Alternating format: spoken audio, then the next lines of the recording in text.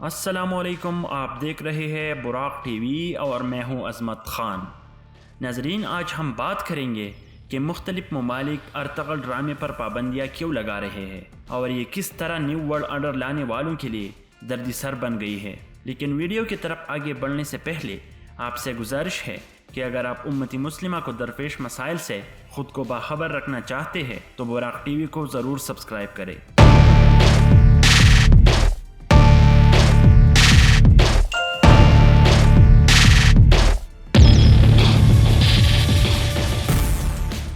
ناظرین، new world order لانے والے عناصر چاہتے ہیں کہ انسان کو کسی طرح مذہب اور خدا سے دور کیا جائے اور ان کے خیال و فکر کو اپنے کنٹرول میں کیا جائے، اور جو یہ یہودی اور شیطان کی پجاری چاہے عوام اسی طرح سوچے۔ اور یہ عناصر ہر وقت اور ہر زمانے میں اس کوشش میں رہے ہیں کہ خصوصاً مسلمانوں کو اسلام سے دور کیا جائے، کیونکہ ایک اسلام ہی تو بچ گیا ہے، باقی ساری مذاہب نے الحاد اور لادینیت کے سامنے گھٹنے ٹیکے ہوئے ہیں۔ لیکن اللہ تعالی نے اسلام کو ہمیشہ سے ایسے ہیروز سے نوازا ہے کہ وہ ہر دور میں اسلام اور امت کے بارے میں فکر مند رہتے ہیں۔ وہ یہ بات سمجھتے ہیں کہ یہ دجالی طاقتیں ہر طرف سے ہمارے نوجوان نسل پر ہر گوشے سے حملہ آور ہو رہے ہیں۔ وقت گزرنے کے ساتھ یہ حملے پورنوگرافی اور شوبز کا صورت اختیار کرنے لگے۔ شوبز اور پورنوگرافی کا ایک طوفان کھڑا ہوا اور نوجوان نسل بھی ان پر ٹوٹ پڑا۔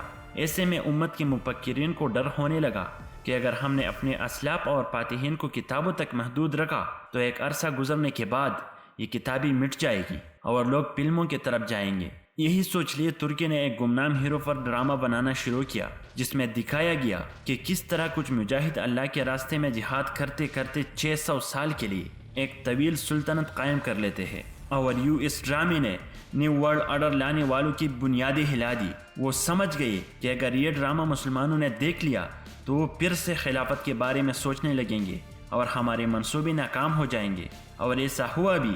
اس کا اندازہ آپ یوٹیوب پر پی ٹی وی کے چینل سے لگائے، کچھ دن میں ان کے سبسکرائبر 2 ملین تک پہنچ گئے۔ اس سے آپ سمجھ سکتے ہیں کہ پاکستان میں اس ڈرامے نے کتنی مقبولیت پائی، جس پر ٹی آر ٹی نے بھی پاکستانیوں کا شکریہ ادا کیا۔ اس کی وجہ یہ ہے کہ ارطغرل ڈرامے نے ترکی سے زیادہ مقبولیت پاکستان میں حاصل کی۔ اب آتے ہیں اس ڈرامے پر پابندیوں کی وجوہات پر۔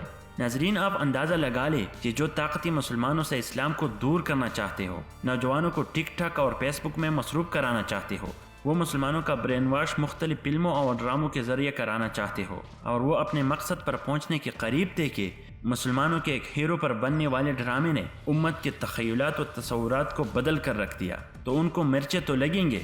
وہ کیسے کسی ایسے ڈرامے کو برداشت کر سکتے ہیں کہ مسلمانوں کو دکھایا جائے؟ ان کو پتہ ہے کہ مسلمان اپنے ماں باپ اور اولاد سے بھی زیادہ محبت اپنے دین اور نبی صلی اللہ علیہ وسلم سے کرتے ہیں۔